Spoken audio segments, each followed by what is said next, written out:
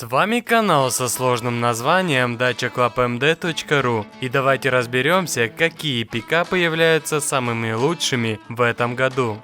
Ford Ranger. Предыдущие версии Ford Ranger были ориентированы исключительно на практичность и удобство использования. Но текущая версия в какой-то мере избавилась от этого восприятия, и теперь у образа рабочей лошадки есть чувство стиля. Он ближе, чем когда-либо, к внедорожнику по механической сложности. Он построен на долгие годы, обладает отличными внедорожными качествами и может буксировать до 3,5 тонн в некоторых комплектациях. Стремясь сдержать соперников, Ford модернизировал дизайн внутри и снаружи, добавив новейшие технологии и функции безопасности. Инженеры также улучшили качество вождения, обновив двигатель и подвеску. 2,2-литровый 4-цилиндровый турбодизель мощностью 158 лошадиных сил обладает плавностью тяг и большим крутящим моментом на низком уровне. 5-цилиндровый двигатель объемом 3,2 литра является одним из самых мощных в классе пикапов, но при этом он очень шумный. Были внесены улучшения в эффективность, в том числе добавлена функция старт-стоп. 2,2-литровый двигатель может потреблять 5,4 литра на 100 км в смешанном цикле. Шестиступенчатая автоматическая коробка передач переключается плавно, но снижает экономию до 6,7 литра на 100 км. Ford строит свои версии Ranger с одной кабиной, суперкабиной и двойной кабиной. Наиболее популярным кузовом является двойная кабина, предлагающая 4 двери и 5 сидений. Следующим в топе лучших пикапов находится Mitsubishi L200. Mitsubishi L200 теперь в своем шестом поколении, и он остается одним из лучших пикапов. Это один из самых продаваемых автомобилей Mitsubishi. Базовая версия Mitsubishi L200 – популярный выбор для тех, кто ищет практичный коммерческий автомобиль. В топовой версии с двойной кабиной вы получите 5 полноразмерных сидений, мощный, но скромный 2,3-литровый дизель мощностью 148 лошадиных сил и парковочную камеру с обзором на 360 градусов. L200 доступен с механической или автоматической коробкой передач, обе с 6 скоростями. Дизельная полноприводная комплектация с двойной кабиной потребляет 6,4 литра на 100 км с механической коробкой передач и 6,5 литра на 100 км с автоматической коробкой передач. Грузовое пространство и практичность – это то, что ищут большинство потенциальных владельцев пикапов, и L200 хорошо с этим справляется. Грузовой отсек с двойной кабиной имеет квадрат со стороной 1470 мм и глубиной 475 мм, а также множество точек крепления и канавок для устойчивости ваших грузов. Внедорожные качества L200 впечатляют. Механическая коробка передач не очень плавно переключается, поэтому тем, кто ищет совершенство, следует выбрать автомат.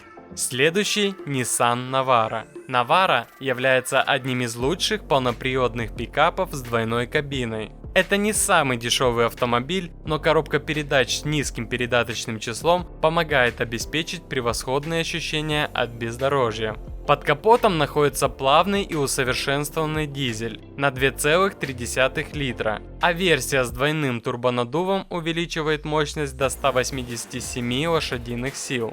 Все модели поставляются с технологией автономного торможения Nissan. Интерьер Nissan Navara имеет много общего с салоном новейших легковых автомобилей Nissan, поэтому качество материалов и уровень оснащения являются первоклассными.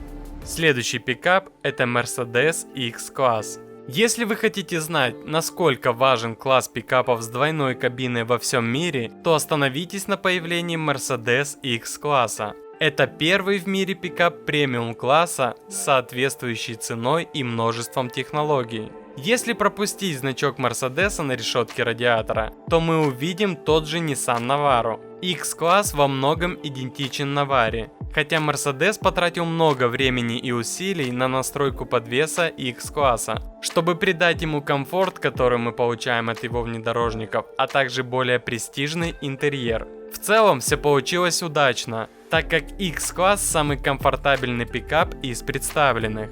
Мощность исходит от того же 2,3-литрового дизеля, что и у Навары, но с двумя выходами мощности, обозначенными как X220D и X250D, которые поставляются с механической или автоматической коробкой передач соответственно. Также есть X350D, который в стандартной комплектации оснащен 3-литровым дизельным двигателем V6, постоянным полным приводом и автоматической коробкой передач. Следующий это Volkswagen Amarok. Благодаря отличному сочетанию практичности и качества, Volkswagen Amarok остается одним из самых желанных пикапов на рынке. Последняя версия оснащена мощным 3-литровым турбодизелем V6, который заменяет старые 2-литровые агрегаты. Самая мощная версия имеет 254 лошадиных силы, и этого достаточно для обгонов, а крутящий момент в 580 ньютон-метров с 1400 оборотов в минуту достаточен для буксировки и преодоления серьезных 45-градусных уклонов бездорожья. Однако расход 7 литров на 100 километров делает его более дорогим в эксплуатации, чем конкурентов с 4 цилиндрами. Внутренняя отделка превосходна, в том числе новый красивый дизайн передней панели, которая выглядит и чувствует себя лучше, чем даже у Mercedes X-класса. Следующий лучший пикап это Toyota Hilux. С 1968 года было построено более 18 миллионов автомобилей Toyota Hilux, что сделало его одним из самых продаваемых пикапов в мире.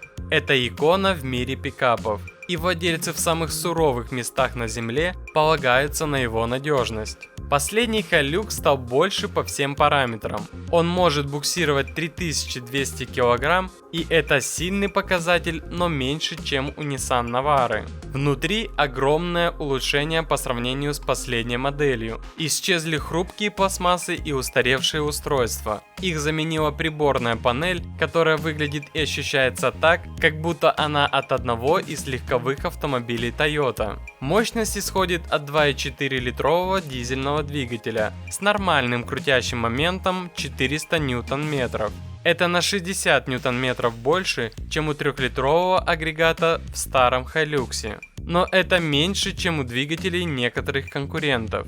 Тем не менее, несмотря на расположение задней рессоры, Hilux на удивление хорош в управлении. Поездка удобная, рулевое управление точное, а контроль над кузовом не так уж плох, учитывая приподнятую стойку. Как и в случае с любым другим пикапом, если грузовой отсек пуст, то поездка может быть немного упругой. Следующим у нас идет Isuzu D-Max. Постоянная эволюция Isuzu D-Max позволяет ему по-прежнему оставаться лучшим пикапом на рынке, даже несмотря на то, что на рынке появилось много новых конкурентов. Тем не менее, это по-прежнему солидный выбор, предлагающий низкие эксплуатационные расходы, достойную гарантию и буксировочную способность на 3,5 тонны, а широкий выбор комплектаций позволяет найти подходящий вариант. Все версии используют один и тот же битурбированный дизельный двигатель на 1,9 литра, который развивает 400 ньютон-метров крутящего момента. Этот мотор более эффективен, чем 2,5-литровый дизель, который он заменил в 2017 году. Неудивительно, что базовые версии очень просты внутри. Однако даже самые простые комплектации имеют кондиционер, передние электрические стеклоподъемники и регулируемые по высоте подголовники. Следующим у нас идет SsangYong Musa. SsangYong Musa теперь в своем втором поколении, и на этот раз это вариант-копия Rexton SUV. Это означает, что у него прочная конструкция лестничной рамы, но что более важно, у него шикарный интерьер и список комплектаций, которые не уступают модели Rexton. Под капотом находится 2,2-литровый дизель, а для экономии топлива можно отключать полный привод. Также предлагаются 6-ступенчатые механические и автоматические коробки передач. Грузовая платформа Musa не такая большая, как у некоторых конкурентов. И еще один лучший пикап этого года – это Renault Alaskan. Renault Alaskan взял за основу хорошо зарекомендовавший себя пикап Nissan Navara.